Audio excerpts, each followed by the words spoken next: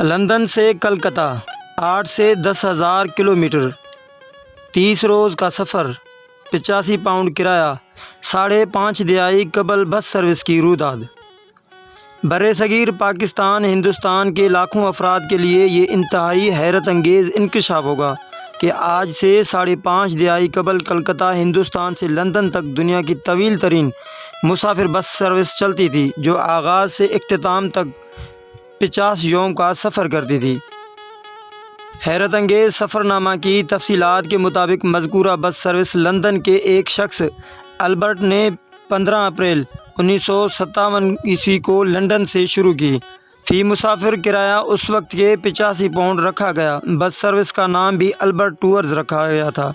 Bus service کا مجموعی سفر 32,669 کلومیٹر پر محیط تھا اور وہ بس 50 یوم میں لندن سے کلکتہ پہنچی۔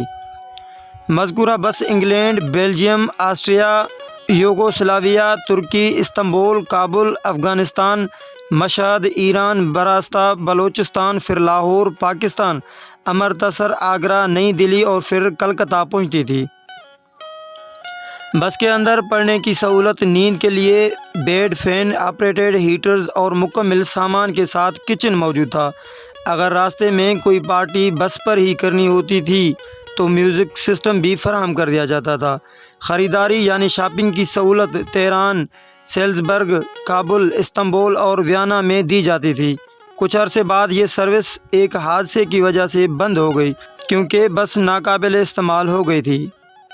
اسی وجہ سے کوئٹہ لکھپاس تا تفتان روڈ کو لندن روڈ کہا جاتا ہے، اور ایک پرانی تصویر جس میں کچھ انگریز میم کو لکھپاس پر کھڑی بس کے ساتھ تصویر کھینچتے ہوئے بھی دیکھا جا سکتا ہے، اور ایک بورڈ جس پر لندن، ایران اور ترکی کا فاصلہ بھی لکھا ہوا ہے۔